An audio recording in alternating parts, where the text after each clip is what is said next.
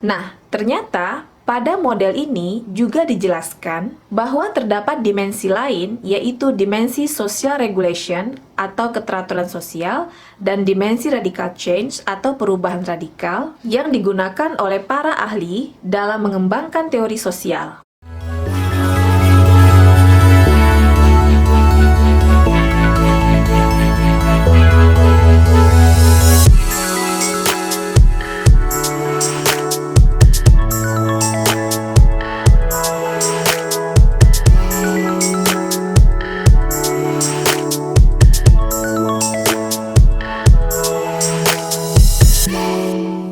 Halo rekan-rekan, selamat berjumpa kembali di channel ini. Rekan-rekan, ada banyak sekali penelitian sosial di luaran sana yang menggunakan beragam versi pendekatan dan sudut pandang. Ada yang menggunakan angka-angka statistik, ada juga yang hanya menyajikan sebuah cerita atau narasi. Bagaimana kita dapat memahami sudut pandang masing-masing versi penelitian tersebut? Di video ini akan dijelaskan bagaimana sudut pandang tersebut dipetakan berdasarkan dimensinya secara sistematis sehingga mudah kita pahami. Manfaatnya bagi kita semua tentu saja dengan memahami sudut pandang yang sudah terpola tersebut, maka kita juga akan mudah memilih artikel yang sesuai dengan tujuan penelitian yang sedang kita lakukan, atau kita juga akan mudah menentukan sudut pandang kita sendiri dalam melakukan sebuah penelitian. Baiklah, pada video sebelumnya, kita sudah membahas tentang dimensi subjektif dan objektif yang digunakan dalam memahami dan mengembangkan teori-teori sosial. Teori subjektif dan objektif ini diposisikan pada dua ujung yang saling berseberangan pada garis horizontal pada model paradigma sosial yang dikembangkan oleh Burrell Morgan. Nah, ternyata pada model ini juga dijelaskan bahwa terdapat dimensi lain, yaitu dimensi social regulation atau keteraturan sosial dan dimensi radical change atau perubahan radikal yang digunakan oleh para ahli dalam mengembangkan teori sosial. Dimensi ini berada pada dua ujung yang juga saling berseberangan pada garis vertikal yang terdapat pada model paradigma sosial milik Burrell Morgan. Nah, kali ini, kita akan khusus membahas tentang perbedaan antara dimensi social regulation atau keteraturan sosial dengan dimensi radical change atau perubahan radikal. Dan bagaimana dua dimensi ini mempengaruhi cara peneliti memahami realitas sosial yang sedang mereka amati. Untuk mempermudahkan kita memahami perbedaan dua dimensi ini, kita akan melihat dan mengurai masing-masing dimensi ini berdasarkan karakteristik-karakteristiknya, yaitu dimensi social regulation memiliki karakteristik sebagai berikut: the status quo, social order atau tatanan sosial, konsensus, social integration and cohesion atau integrasi sosial dan ikatan, solidarity, need satisfaction, dan actuality. Sementara karakteristik radical change, structural conflict atau konflik struktural, mode of domination atau dominasi, contradiction atau kontradiksi, emansipasi, deprivation atau perampasan, dan potentiality. Baiklah, kita mulai dari dimensi social regulation. Karakteristik yang pertama adalah status quo. Teori sosial pada dimensi social regulation berasumsi bahwa realitas sosial adalah sebuah status quo. Status quo adalah keadaan saat ini yang sudah secara akurat diterima oleh masyarakat. Oleh sebab itu, status quo adalah sebuah norma yang menjadi acuan kebenaran dalam realitas sosial. Penelitian pada dimensi social regulation berasumsi bahwa tidak ada yang salah dengan status quo, atau tidak ada yang salah dengan peraturan dan norma masyarakat yang telah terbentuk hingga saat ini. Oleh karena itu, status quo harus dipertahankan dan akan bertahan sampai kapanpun. Karakteristik berikutnya adalah social order atau tatanan sosial. Peneliti sosial pada dimensi social regulation berasumsi bahwa realitas sosial merupakan sebuah tatanan sosial yang terdiri atas sekelompok individu atau masyarakat yang menyetujui kontrak sosial. Masyarakat tersebut akan mengikuti dan patuh pada standar, norma, dan nilai sosial yang sudah ditetapkan.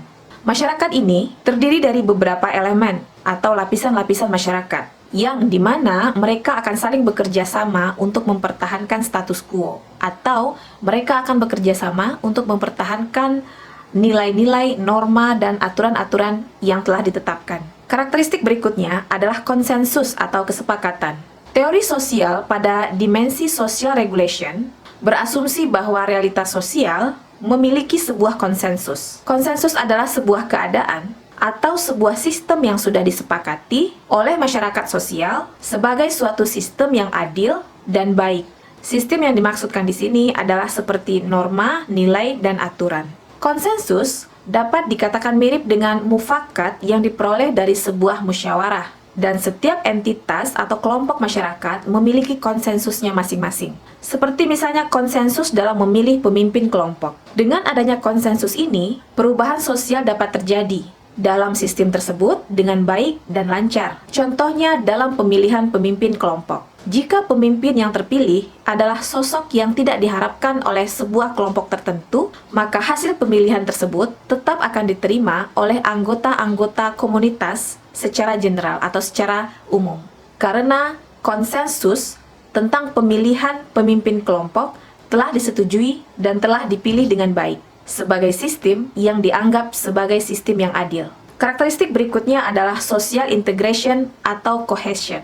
Teori sosial pada dimensi social regulation berasumsi bahwa dalam realitas sosial terdapat sebuah social integration atau integritas sosial, dan juga terdapat sebuah cohesion atau ikatan sosial, di mana cohesion atau ikatan sosial yang dimaksudkan di sini adalah keadaan di mana sebuah kelompok masyarakat yang saling mendukung satu dengan yang lainnya. Integrasi sosial menjelaskan dua kelompok masyarakat, yaitu masyarakat minoritas dan masyarakat yang dominan, di mana masyarakat minoritas akan bersedia bergabung dengan kelompok masyarakat dominan tanpa adanya paksaan atau konflik, sekurang-kurangnya pada level tertentu, di mana kesediaan mereka untuk bergabung ini bertujuan agar mereka dapat mendukung sistem, norma, atau aturan yang telah ditetapkan secara sosial bersama-sama. Semakin tinggi sebuah integritas sosial, maka akan semakin tinggi keterhubungan antara kelompok masyarakat kecil atau kelompok masyarakat minoritas dengan kelompok masyarakat dominan. Atau dengan kata lain, semakin tinggi kohesi dalam masyarakat, semakin tinggi pula sikap saling mendukung antara kelompok masyarakat kecil dengan kelompok masyarakat yang dominan.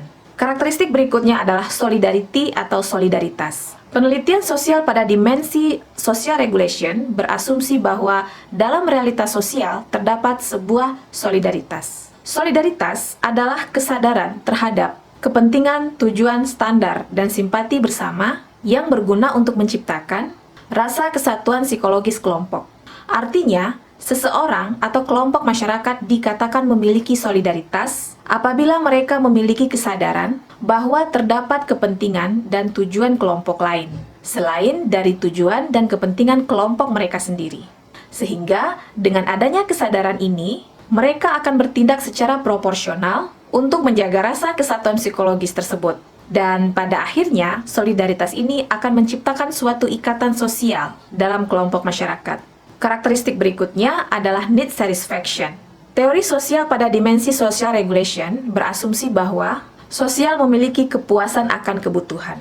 Artinya, sosial merasa puas dengan apa yang mereka miliki. Ini tentu saja berhubungan dengan keberterimaan masyarakat terhadap adanya social order atau hierarki sosial. Asumsi need satisfaction ini akan menciptakan keteraturan yang dapat mempertahankan status quo dalam sebuah realitas sosial, di mana tidak akan terjadi konflik kepentingan dalam realitas sosial. Karena semuanya memiliki need satisfaction, yaitu rasa ketercukupan kebutuhan saat ini. Karakteristik berikutnya adalah actuality. Teori sosial pada dimensi social regulation berasumsi bahwa realitas sosial adalah suatu kondisi yang benar-benar sedang terjadi, bukan kondisi yang berada di awang-awang, belum terjadi, atau masih merupakan sebuah kondisi yang diharapkan akan dapat terjadi. Sehingga penelitian pada dimensi ini fokus pada pembahasan tentang hal-hal yang bersifat aktual.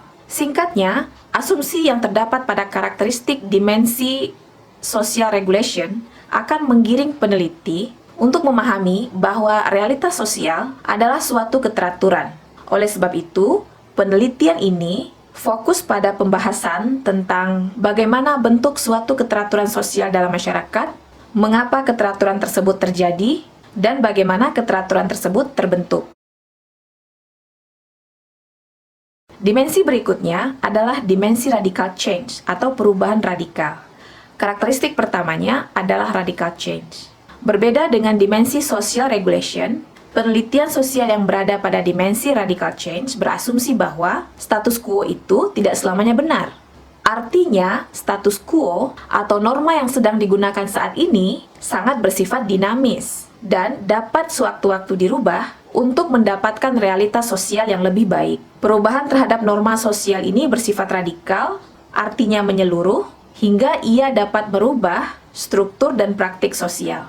Karakteristik berikutnya adalah struktural konflik atau konflik struktural. Jika pada dimensi social regulation diyakini bahwa realitas sosial terdiri dari masyarakat yang saling bekerja sama untuk mempertahankan status quo, maka penelitian pada dimensi radical change berasumsi bahwa masyarakat yang terdapat dalam sebuah entitas akan mengalami gesekan-gesekan dan perselisihan akibat adanya keterbatasan sumber daya, kewenangan fisik, kendala geografis, perubahan organisasi, dan lain sebagainya. Nah, gesekan ini disebabkan oleh tekanan dari eksternal entitas itu sendiri. Misalnya, perubahan selera pasar pada sebuah entitas bisnis. Perubahan selera pasar ini memberi tekanan kepada entitas bisnis bahwa mereka harus berinovasi mengikuti perubahan selera pasar tersebut atau mereka akan tergilas oleh kompetisi bisnis. Karena tekanan tersebut, maka kondisi internal bisnis akan mengalami gesekan dan konflik struktural. Para anggota entitas bisnis akan mengeluh tentang keterbatasan sumber daya yang mereka miliki, seperti mempermasalahkan keterbatasan waktu atau gesekan yang timbul karena perubahan struktur organisasi. Nah, konflik-konflik seperti inilah yang menjadi fokus pembahasan pada teori sosial dalam dimensi radical change. Karakteristik berikutnya adalah mode of domination. Jika dalam dimensi social regulation diakui adanya sebuah konsensus, maka teori sosial dalam dimensi radical change berasumsi bahwa dalam realitas sosial terdapat sebuah dominasi. Mode of domination memperlihatkan bahwa dalam realitas sosial terdapat hubungan kelompok-kelompok yang memahami bahwa kelompok tersebut terdiri dari hierarki sosial berbasis kelompok. Hierarki sosial ini menciptakan sebuah ketidaksetaraan. Ketidaksetaraan antar kelompok atau hierarki sosial ini akan tetap terjaga melalui perilaku diskriminasi, kelembagaan, atau diskriminasi individu. Sehingga penelitian sosial yang berada pada dimensi ini akan fokus membahas tentang bagaimana bentuk dominasi sosial dan mengapa dominasi tersebut terjadi. Karakteristik berikutnya adalah contradiction. Teori sosial pada dimensi radical change berasumsi bahwa tidak akan mungkin dua hal yang saling berseberangan itu dapat berjalan secara beriringan, secara bersamaan. Karena dua hal yang saling berseberangan tersebut akan saling bertolak belakang dan akan saling berkontradiksi. Contohnya, kita kembali kepada kelompok masyarakat minoritas dan kelompok masyarakat yang dominan tadi.